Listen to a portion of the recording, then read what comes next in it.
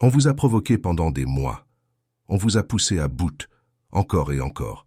On vous a fait douter de votre propre santé mentale. On vous a fait sentir invisible, méprisé, contrôlé. Et un jour, finalement, vous avez explosé. Vous avez crié. Vous avez dit des choses horribles. Peut-être avez-vous pleuré comme vous ne vous étiez jamais vu pleurer. Peut-être avez-vous frappé quelque chose. Peut-être avez-vous prononcé les mots les plus cruels que vous n'aviez jamais prononcés. Et alors, c'est arrivé, ce que le manipulateur attendait.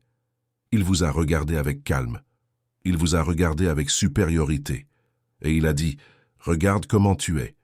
Regarde comme tu es instable. Je n'ai rien fait. » Et tu réagis comme ça. C'est toi le problème. C'est toi qui es toxique. C'est toi qui es violent. Et le pire, c'est que vous l'avez cru, parce que vous avez crié. Vous avez perdu le contrôle. Vous avez dit des choses terribles. Et maintenant, vous portez cette culpabilité, comme si tout était de votre responsabilité.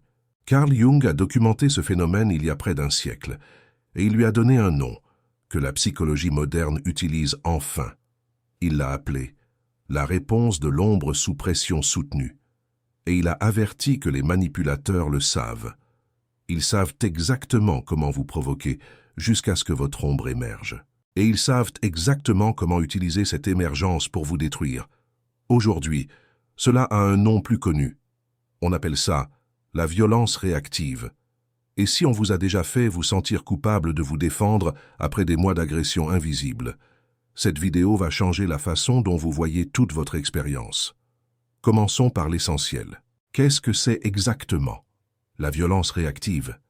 La violence réactive se produit lorsqu'une personne qui a été soumise à des violences prolongées finit par réagir d'une manière qui peut sembler agressive ou disproportionnée. La victime, après avoir accumulé des mois, voire des années, de provocation, d'humiliation, de gaslighting et de contrôle, finit par exploser, et cette explosion est utilisée par l'agresseur comme preuve que la victime est en réalité la personne toxique de la relation. Jung était très clair à ce sujet.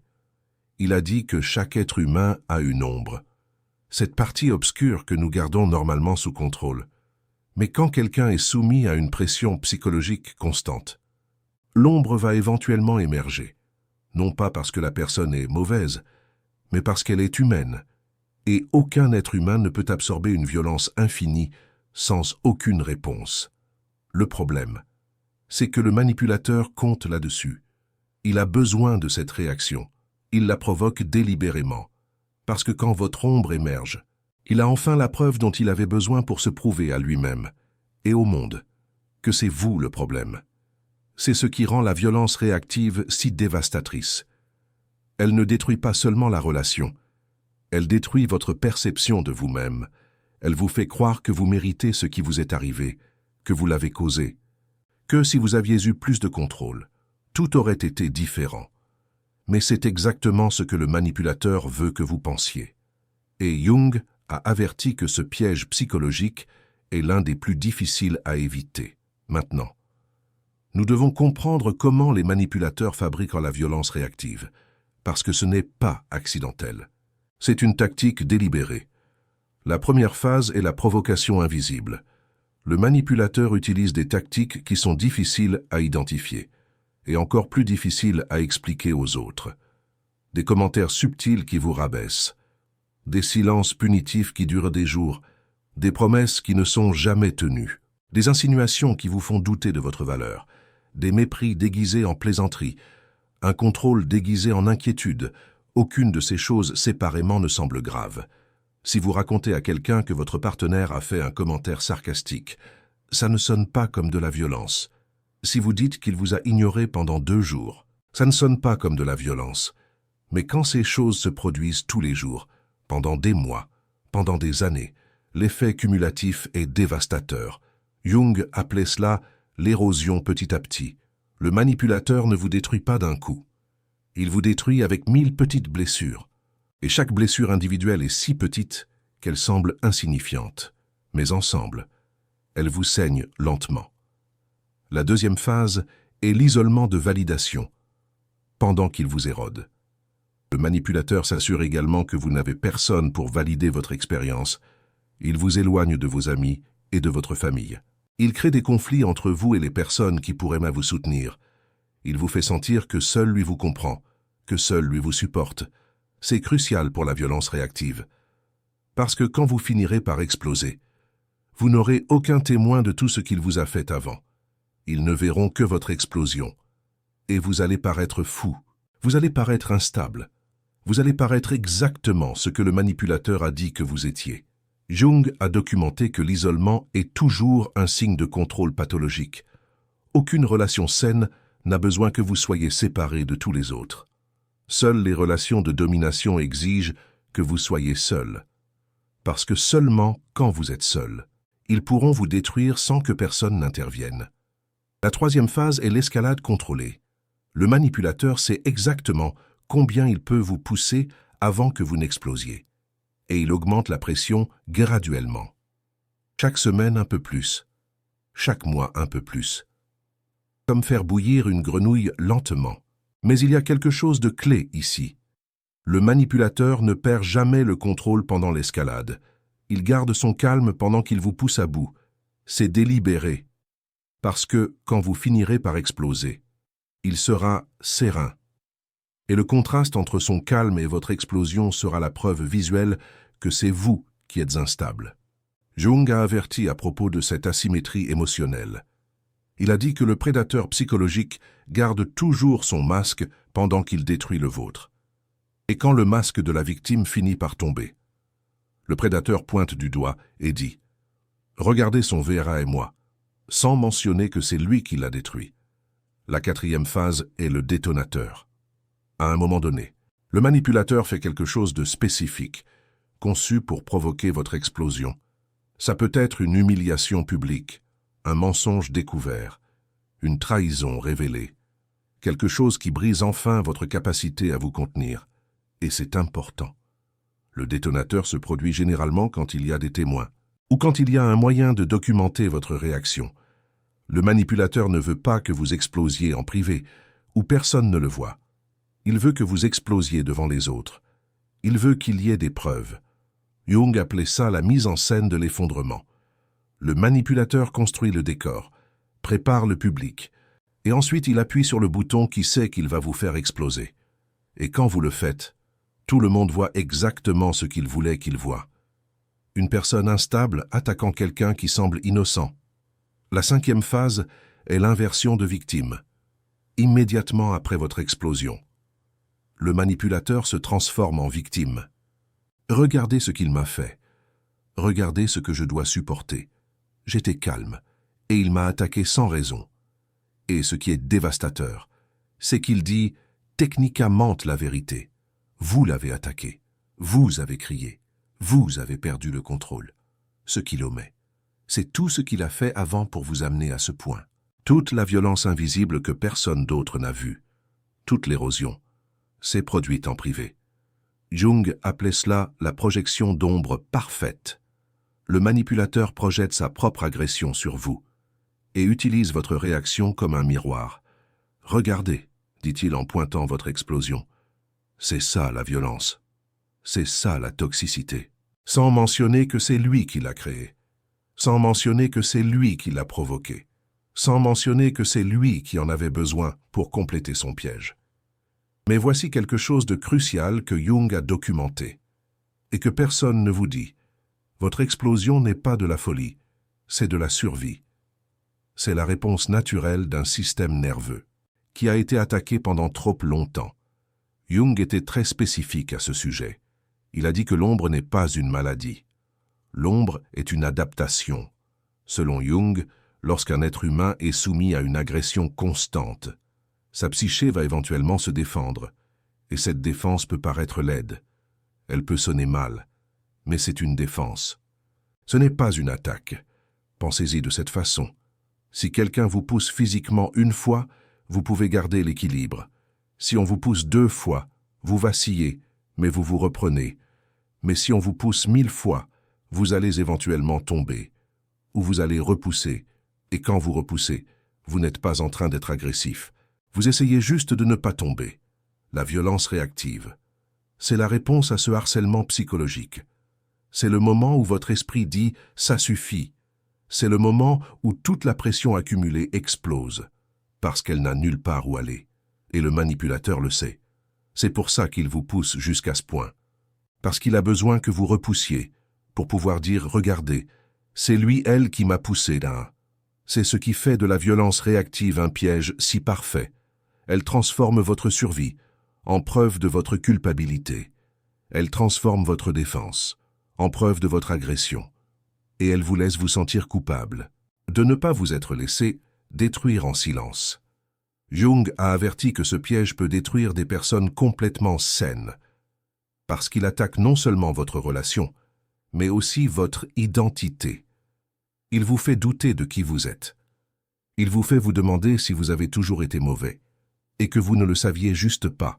Il vous fait remettre en question toute votre histoire personnelle. Mais vous devez comprendre quelque chose de fondamental. Si vous étiez vraiment une personne toxique, vous ne seriez pas en train de regarder cette vidéo. Vous ne seriez pas en train d'essayer de comprendre ce qui s'est passé. Vous ne seriez pas en train de remettre en question votre propre conduite. Les toxiques ne se remettent pas en question. Les toxiques ne cherchent pas de réponse. Les toxiques ne ressentent pas la culpabilité que vous ressentez. Le simple fait que vous vous sentiez coupable de votre explosion est la preuve que vous n'êtes pas le problème, parce que les personnes véritablement problématiques ne ressentent pas cette culpabilité. Elles n'ont pas cette capacité de réflexion, elles n'ont pas cette douleur que vous avez maintenant. Maintenant, nous devons parler de comment identifier si ce que vous avez vécu était de la violence réactive, parce qu'il y a une différence entre être réellement une personne problématique et être une victime qui a été poussée à bout. Jung a développé des critères très spécifiques pour distinguer entre l'agression primaire et l'agression réactive. Et ces critères peuvent vous aider à comprendre votre propre expérience avec clarté. Le premier critère est la séquence temporelle. Dans la violence réactive, il y a toujours une histoire préalable de provocation. Votre explosion n'est pas survenue de nulle part. Elle est survenue après des semaines, des mois ou des années d'accumulation. Il y a eu un avant. Il y a eu une érosion petit à petit, insidieusement. Il y a eu une pression soutenue, qui a éventuellement explosé. Demandez-vous honnêtement, votre réaction a-t-elle été la première agression dans la relation? Ou était-ce la réponse à quelque chose qui se produisait depuis un certain temps? Si vous pouvez identifier un schéma de provocation antérieur à votre explosion, c'est de la violence réactive. Vous n'êtes pas l'agresseur. Vous êtes celle qui s'est finalement défendu. Le deuxième critère est l'asymétrie de calme. Dans la violence réactive, le provocateur maintient toujours son calme pendant que vous perdez le vôtre. Ce n'est pas un hasard. C'est fait exprès. Le manipulateur sait que, si lui aussi perd le contrôle, le récit se complique. Mais si seulement vous perdez le contrôle, pendant qu'il, elle, reste serein, il, elle, gagne automatiquement. Pensez à vos pires moments dans cette relation. Quand vous criez, est-ce qu'il, elle, était calme? Quand vous pleuriez à chaudes larmes, est-ce qu'il, elle, vous regardait froidement? Ce calme n'est pas de la maturité émotionnelle, c'est du contrôle stratégique. C'est quelqu'un qui sait exactement ce qu'il, elle, fait et qui attend que vous tombiez dans le piège. Le troisième critère est le schéma des excuses. Après un épisode de violence réactive, la victime se sent typiquement dévastée. Elle s'excuse. Elle promet que ça ne se reproduira plus. Elle assume toute la culpabilité pendant ce temps. Le provocateur accepte les excuses avec magnanimité. Il, elle, pardonne avec supériorité. Et il, elle, ne mentionne jamais son propre rôle dans ce qui s'est passé. Si c'est toujours vous qui demandez pardon après les conflits, même quand le conflit a été provoqué par l'autre, c'est un schéma de violence réactive. La vraie victime est conditionnée à croire que toute la responsabilité lui incombe. L'agresseur réel n'en assume jamais aucune. Le quatrième critère est la réponse corporelle. Jung accordait beaucoup d'importance au corps comme indicateur de vérité psychologique. Et il y a quelque chose de très révélateur dans la violence réactive, avant votre explosion. Vous ressentiez probablement des symptômes physiques de stress chronique, tension dans les épaules, problèmes de sommeil, douleur d'estomac constante, fatigue inexplicable.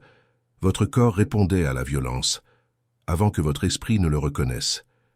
Si vous viviez avec des symptômes physiques de stress pendant la relation, et que ces symptômes se sont améliorés quand la relation s'est terminée, votre corps vous dit la vérité.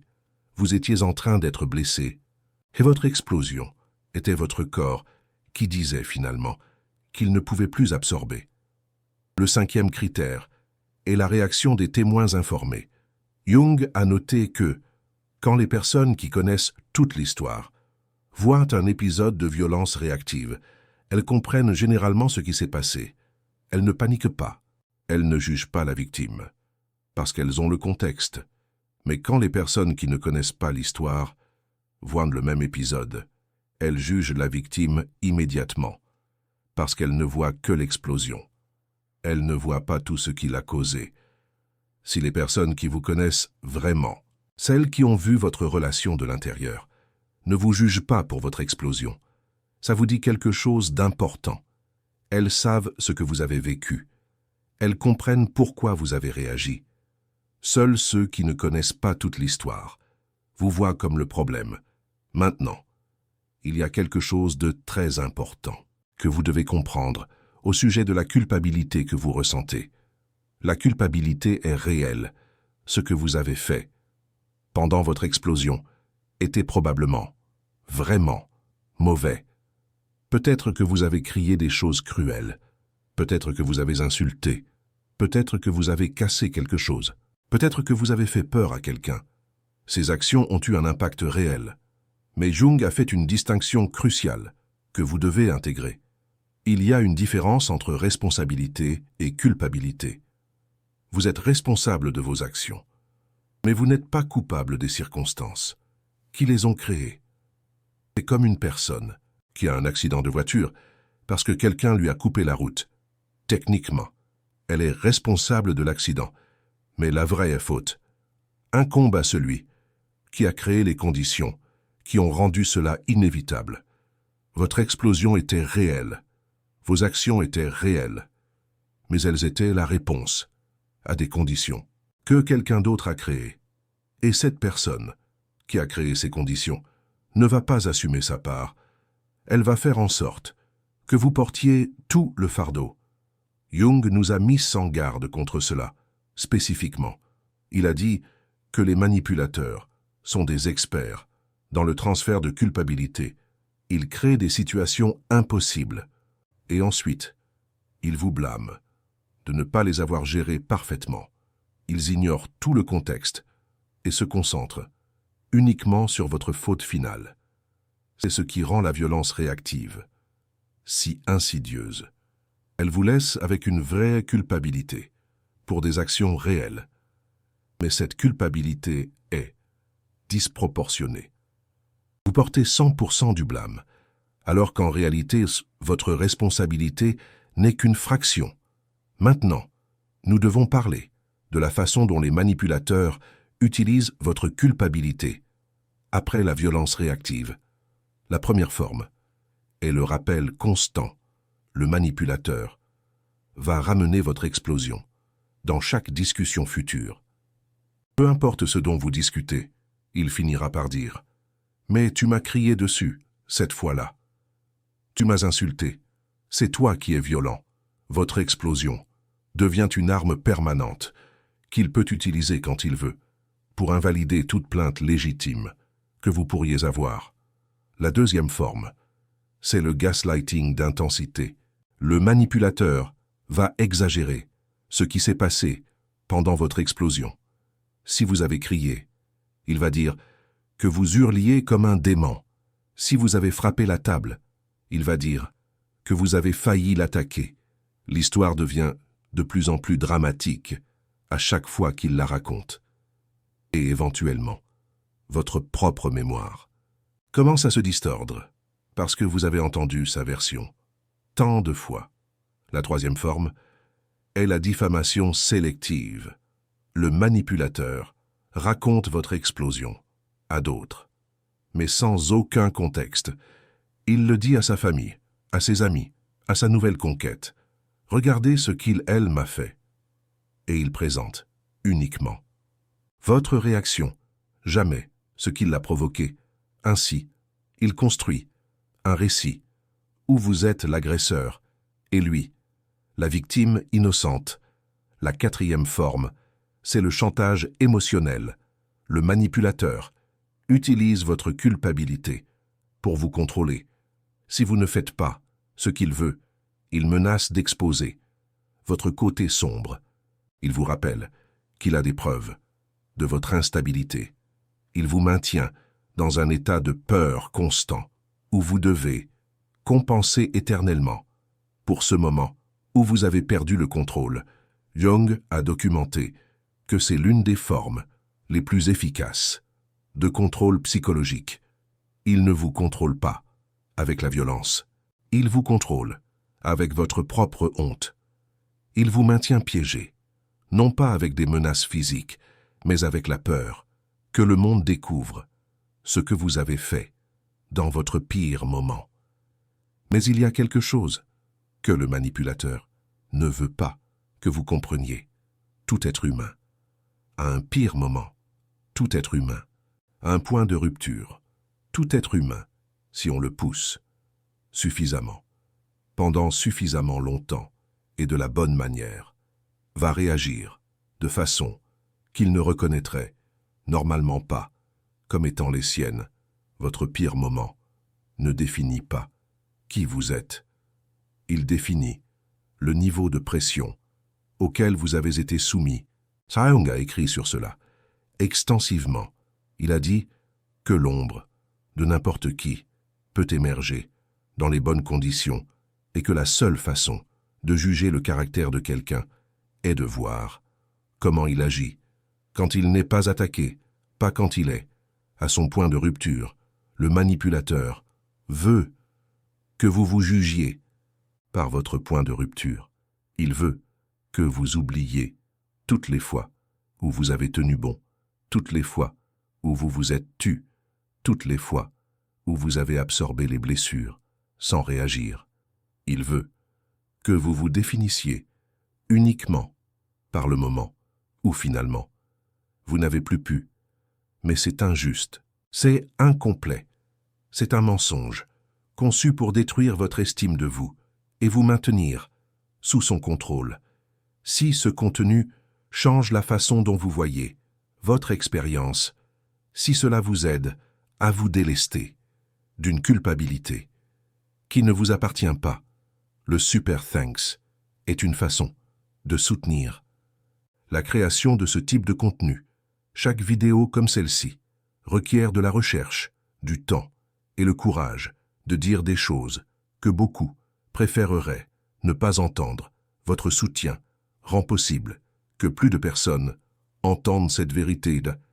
Maintenant, nous devons parler de la récupération, parce que comprendre la violence réactive n'est que la première étape.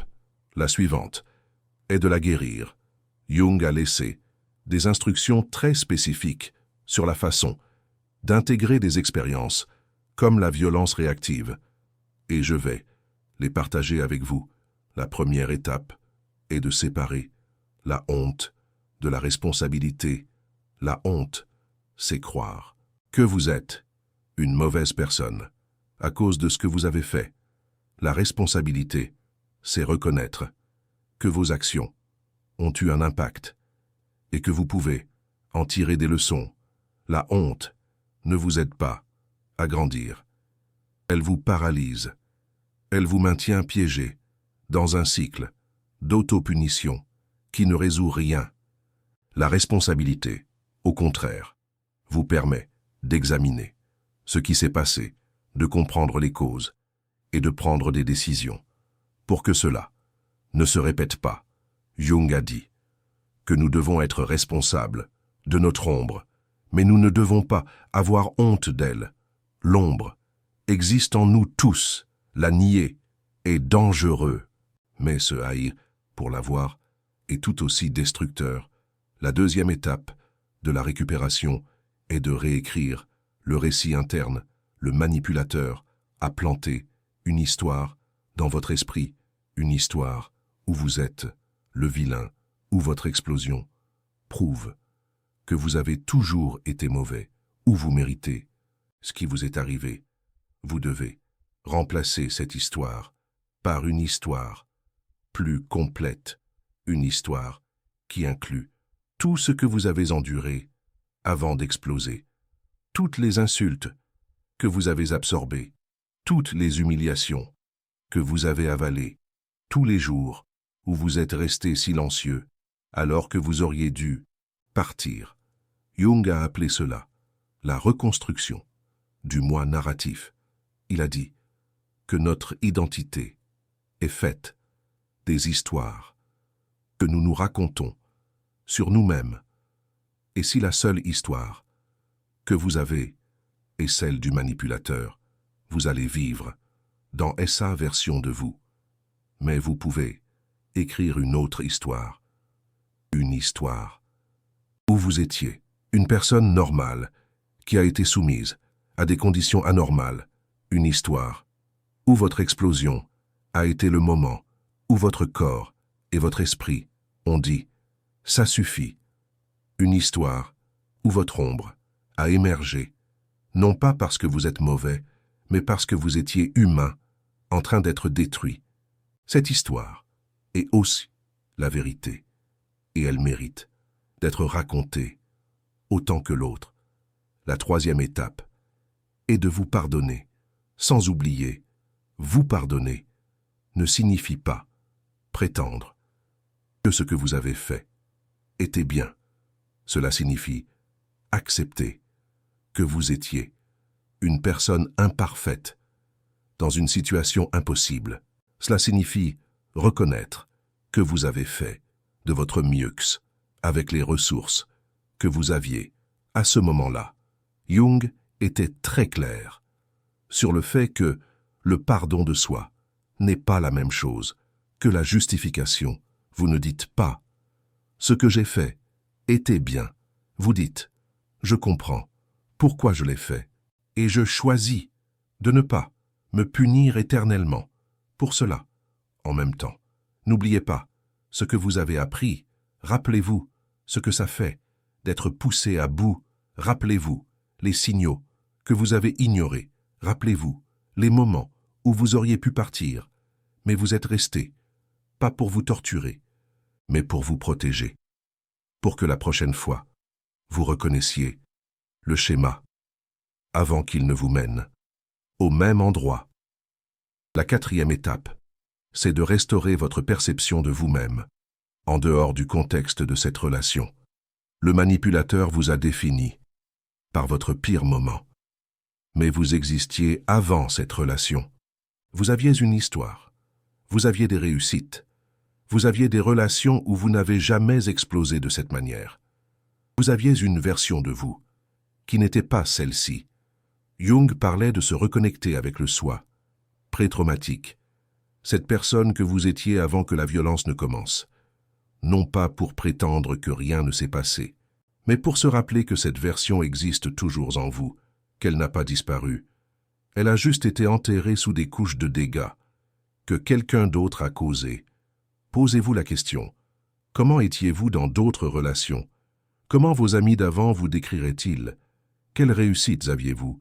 Quels rêves aviez-vous? Cette personne n'est pas morte.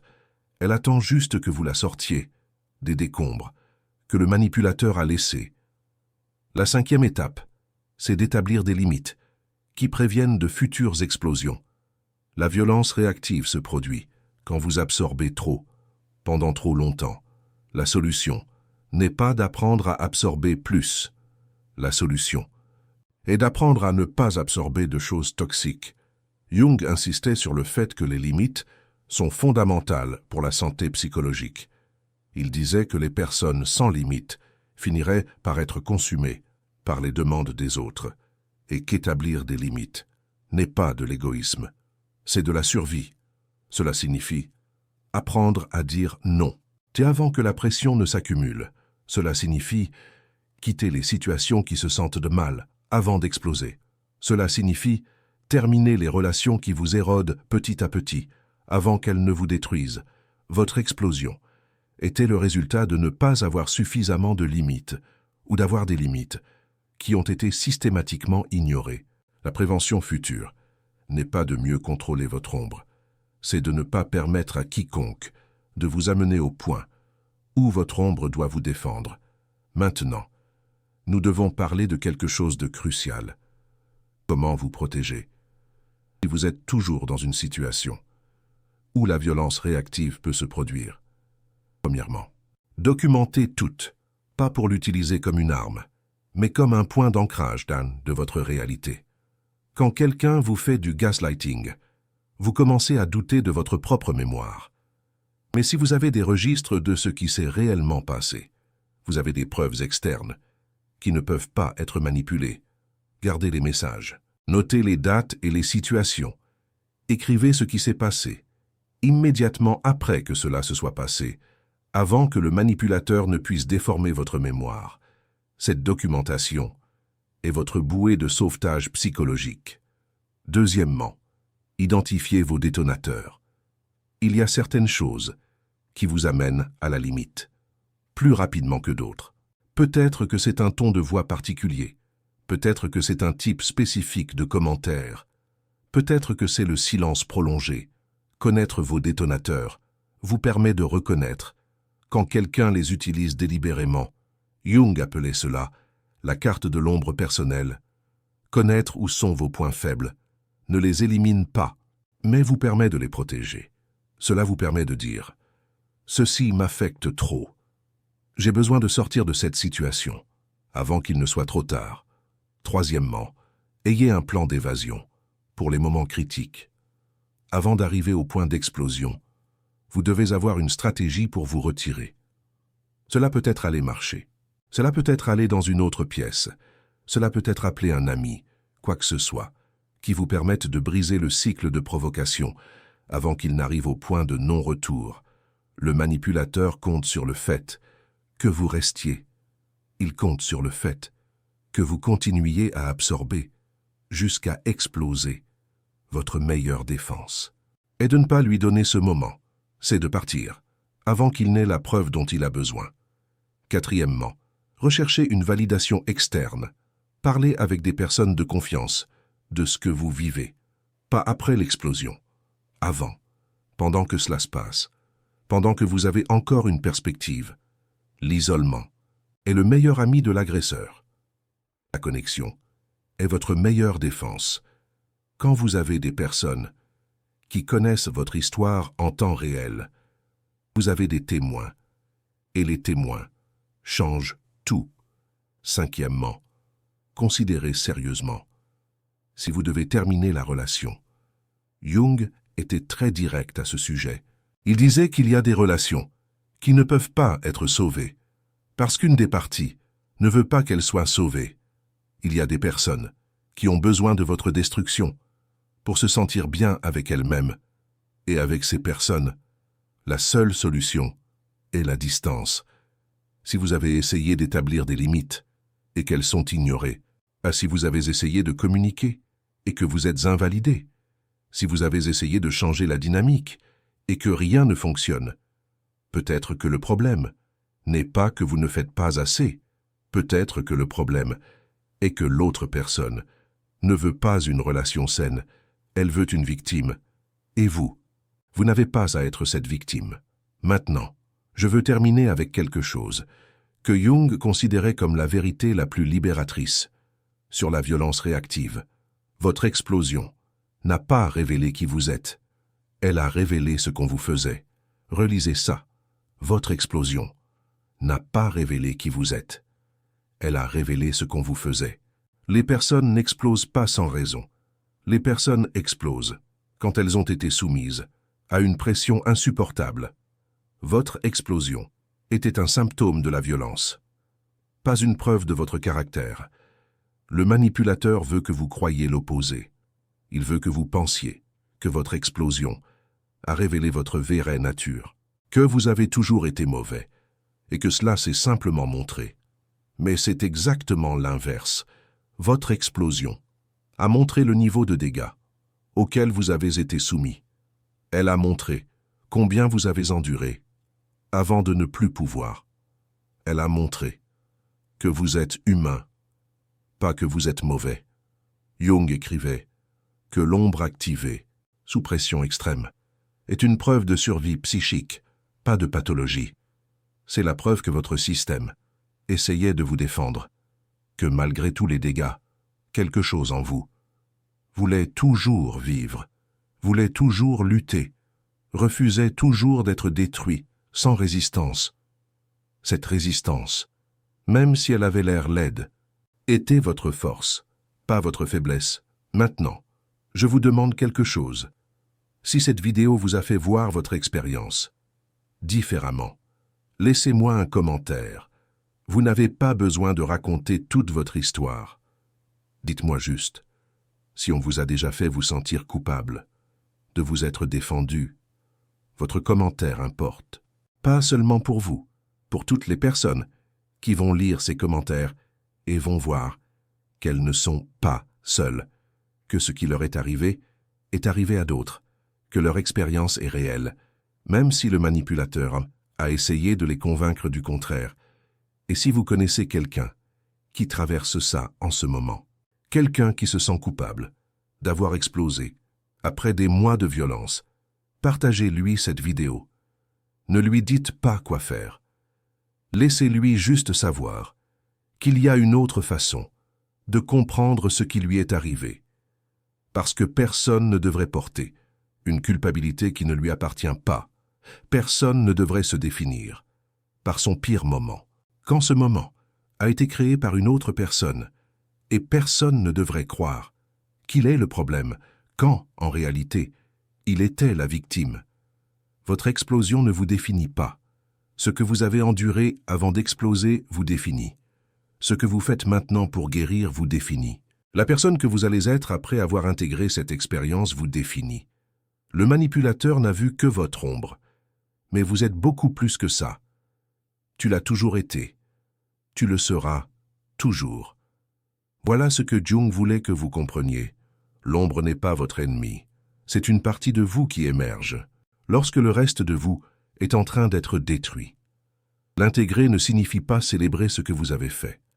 Cela signifie accepter que vous êtes humain, que vous avez des limites, et que lorsque ces limites sont violées répétitivement, vous allez réagir.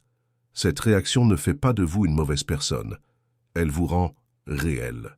Abonnez-vous pour plus de contenu qui expose les tactiques, qui détruisent des vies. Activez la cloche pour ne manquer aucune vidéo. Et rappelez-vous, ce n'est pas de votre faute. Cela n'a jamais été de votre faute. Et maintenant, vous avez les mots pour comprendre pourquoi.